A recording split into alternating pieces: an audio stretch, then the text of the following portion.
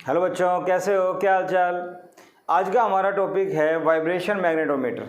Vibration magnetometer एक device होता है जो जनरली दो बार मैग्नेट के मैग्नेटिक डाइपोल मोमेंट या मैग्नेटिक फील्ड को कंपेयर करने के काम आता है और अर्थ के मैग्नेटिक फील्ड का हॉरिजॉन्टल कंपोनेंट भी टू डिफरेंट प्लेसेज पे कंपेयर करता है। ठीक है, आइए देखते हैं कैसे क्या होता है। इसके अंदर एक बॉक्स होता है, वाइब्रेशन मैग्नेटोमीटर बॉक्स।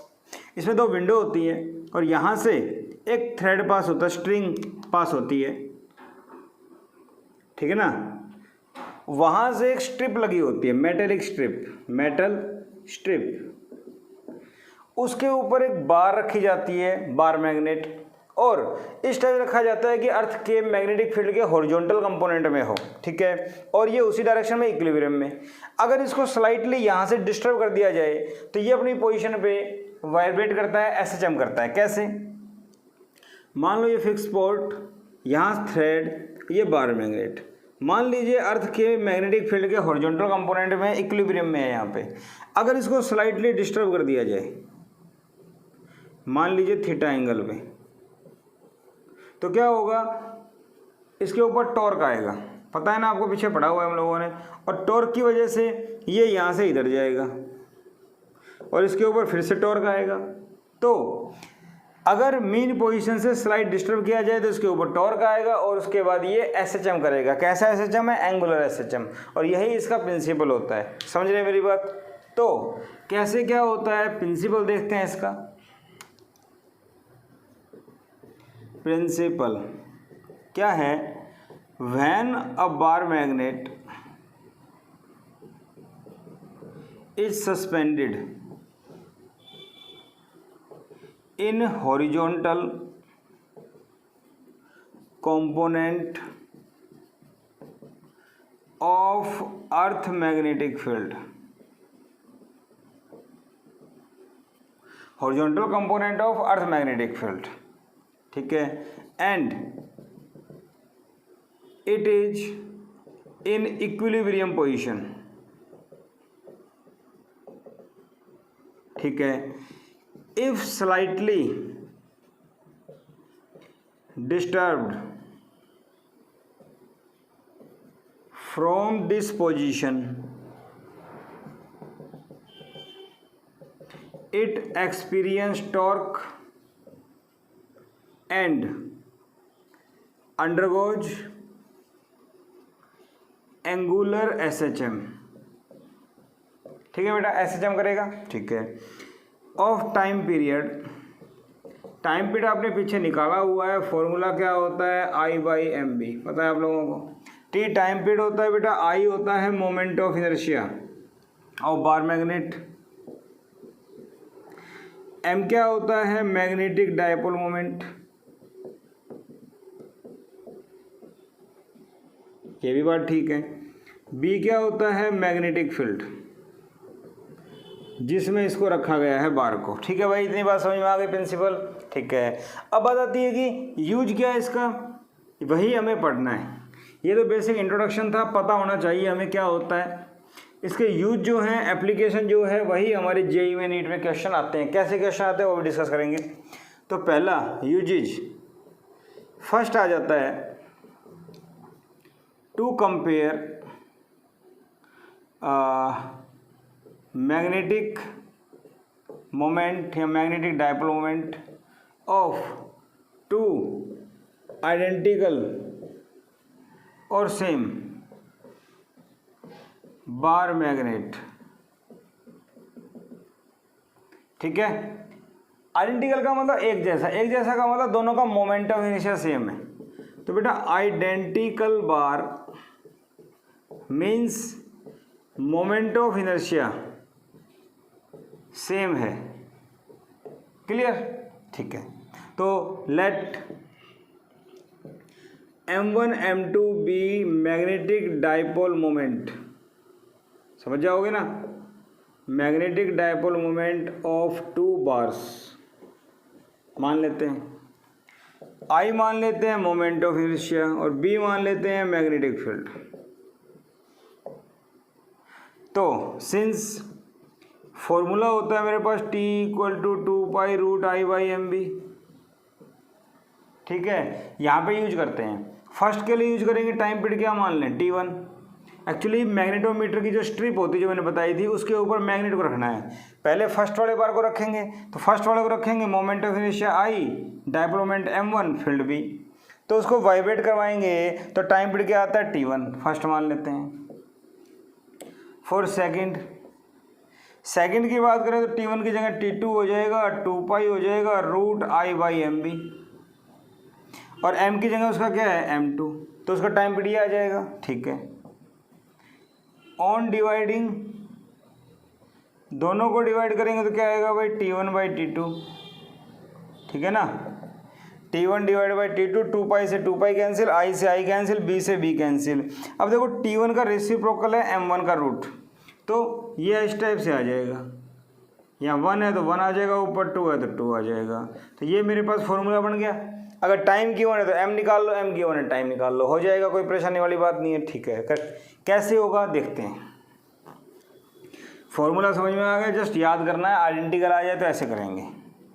ठीक है भाई, for 2 identical bars of magnetic moment m and 6m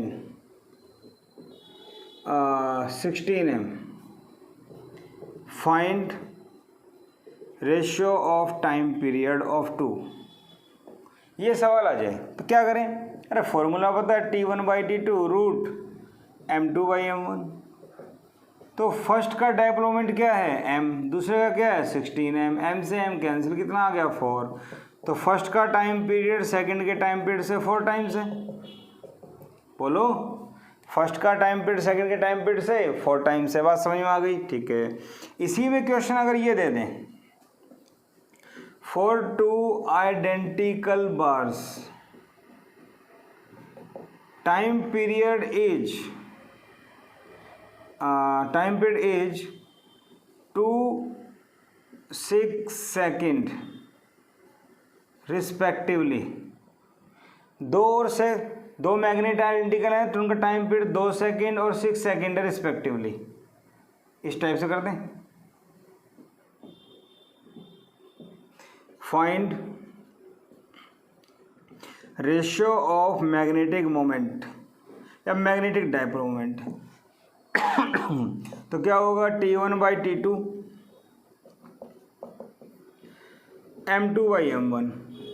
तो यहाँ देखो क्या करें, टाइम पीरियड का रेशियो दे रखा है 2/6 और M2/M1 कितना आ गया बेटा 1/3, स्केयरिंग बोथ साइड 1/9 और M2/M1 रेसिप्रोकल कर दो, आंसर आ गया। बात समझ में आई। तो फॉर्मूला याद है तो मैं कुछ भी सोल्व कर सकता हूँ, मुझे कोई परेशानी नहीं।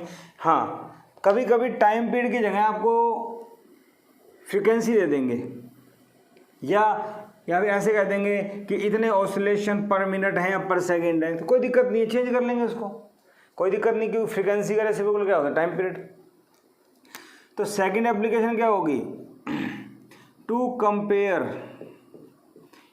Magnetic moment of 2 different bar magnet. 2 different bar magnet के लिए क्या करें बेटा, देखो इसमें 2 चीज़ें आती हैं। एक्चुअली 2 बार मैग्नेट होंगे, एक छोटा और एक बड़ा, और डिफरेंट का मतलब दोनों का मोमेंट ऑफ इनर्शिया अलग अलग, उन दोनों को हम कंबाइन करेंगे। तो कम्बिनेशन 2 टाइप के होंगे। पहला होगा सम combination.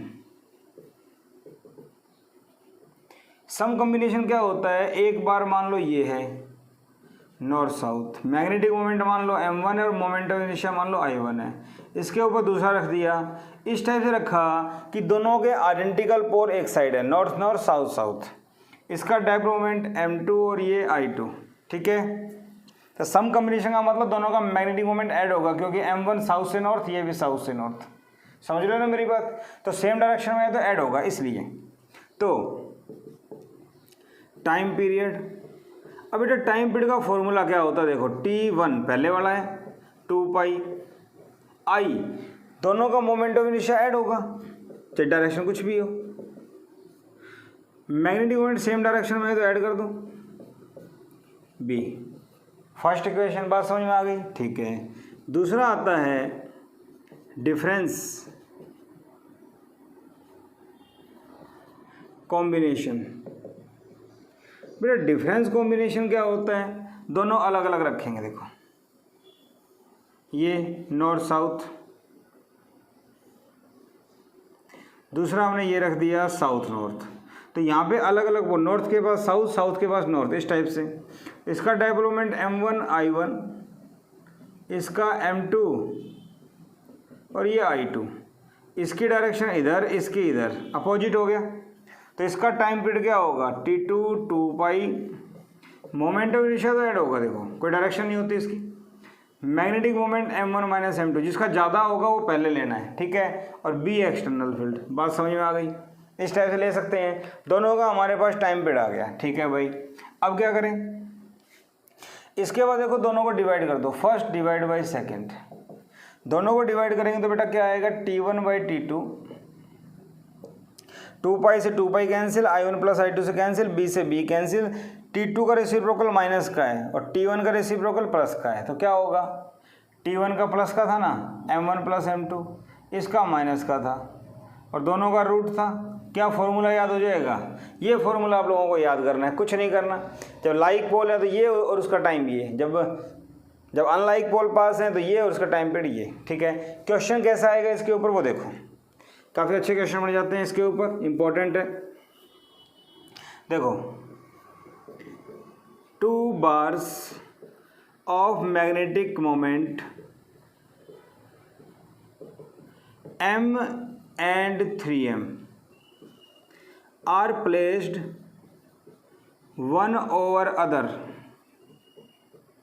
such that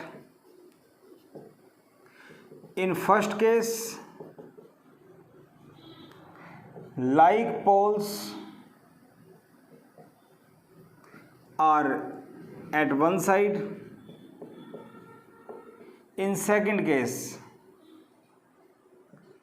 unlike poles are at one side. Find ratio of time period in two cases. इन दोनों केसेज में टाइम पीरियड का रेशियो बताओ, तो बताओ। पहली बात तो M1 क्या मान लें 3M, M2 क्या मान लें M। क्लियर है, बात समझ में आ गई, ठीक है। टाइम पीरियड का रेशियो पूछा है तो फॉर्मूला क्या होता है, T1 by T2, M1 minus M2 divide by M1 plus M2। अरे हाँ या ना, ठीक है। तो M1 कितना है 3M, ये कितना है M, ये कितना है 3M, ये कितना है M, ये हो गया 2M डिवाइड बाई 4M का रूट 1 बाई रूट 2। अरे बोलो, ठीक है। तो टाइम पीरियड का रेशियो कितना आ गया 1 बाई रूट 2। मेरे ख्याल से कोई परेशानी नहीं है, कर सकते हैं, ठीक है। अगर ऐसे क्वेश्चन में टाइम पीरियड दे दें तो समझ रहे हो मेरी बात, फॉर्मूला आपको याद हो गया। देखो एक क्वेश्चन और देखते हैं। 2 different bars placed one over other have time period 8 seconds and 4 seconds in two situations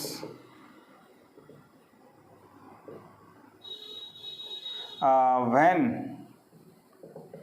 like poles are same side and opposite side. समझ गए, एक बार लाइक पोल सेम साइड है, एक बार अपोजिट साइड है। तो क्या बताया formula, T1 by T2, M1 minus M2 divide by M1 plus M2। बात समझ में आई या नहीं आई, ठीक है, क्लियर है, बात समझ में आ गई। डिफरेंट बार मैग्नेट है, टाइम पीरियड का रेशियो दे रखा है 8 सेकंड और 4 सेकंड। क्लियर है, मेरी बात समझ में आ रही है, ठीक है। तो देखो अब सवाल ये आता है कौन से का 8 सेकंड होगा और कौन से का 4 सेकंड। टाइम पीरियड का फॉर्मूला T1 क्या आया था मेरे पास, 2 pi root I1 plus I2 M1 plus M2, ये था ना।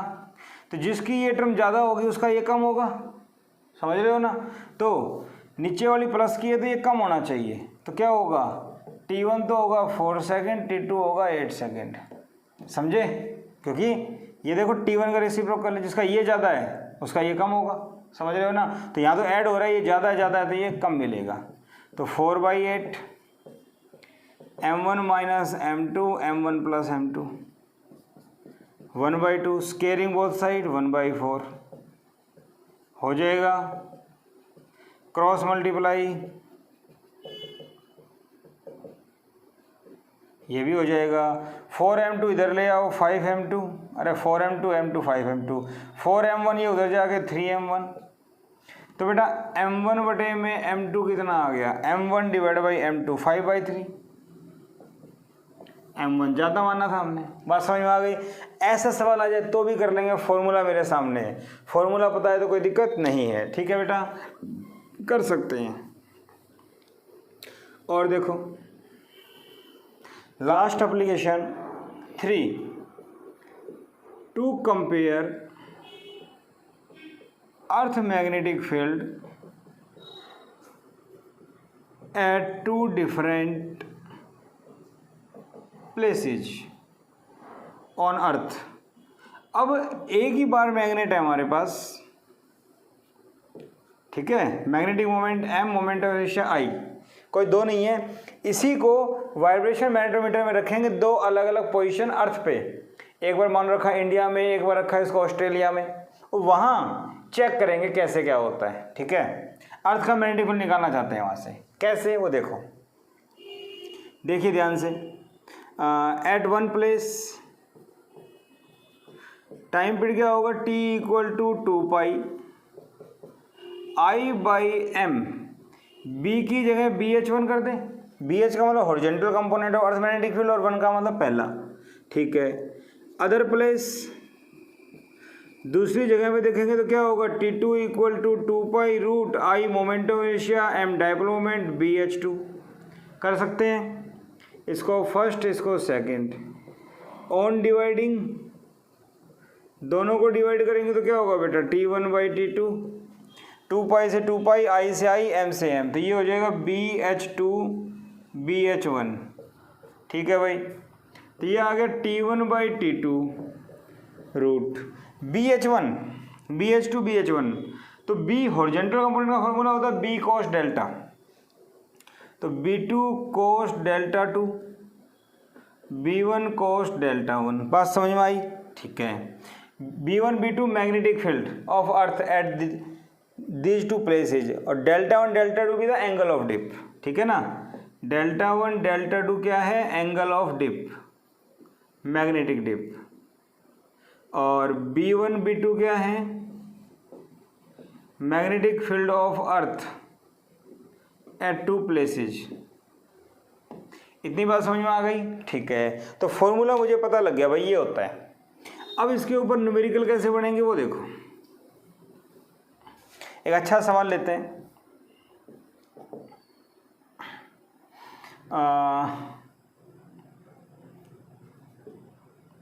A bar magnet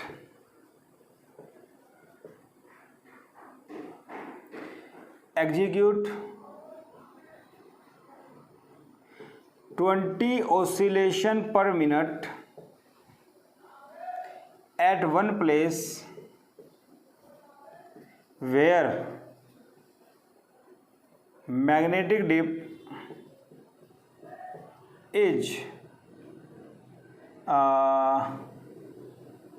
30 degree, magnetic dip is 30 degree, and at other place 15 oscillation per minute and dip angle is 60 degree. Find ratio of earth magnetic field at these places। क्या करें, T1/T2 formula है B2 cos delta 2 B1 cos delta 1। सुनना ध्यान से, T1 time period पहला, 20 oscillation पर second चाहिए ना, मतलब टाइम पीरियड का मतलब होता है नंबर ऑफ ऑसिलेशन पर सेकंड, सही बात है, फ्रीक्वेंसी होती है ये। फ्रीक्वेंसी क्या होती है, नंबर ऑफ ऑसिलेशन पर सेकेंड।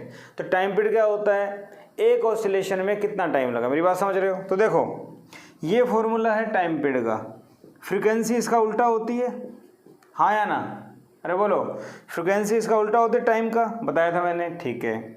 अब इसको कैसे यूज करें वो देखो, फ्रीक्वेंसी सेकंड की फ्रीक्वेंसी का मतलब क्या है, ये 15 ऑसिलेशन, फ्रीक्वेंसी भी होती है नंबर ऑफ ऑसिलेशन पर सेकंड, ये पर मिनट है। तो देखो फ्रीक्वेंसी क्या है 15 पर मिनट है बेटा, क्या है पर मिनट्स, तो पर सेकंड बना लें 60 से डिवाइड, क्योंकि पर का मतलब बटे में, मिनट के सेकंड बनाओगे 60 से भाग कर दें, अरे डिवाइड में है ना मिनट, उसके सेकंड बनाओगे 60 से मल्टीप्लाई डिवाइड में, ठीक है। और पहले वाले का कितना दे रखा है 20, ये भी पर मिनट है, तो इसको ऐसे कर दो।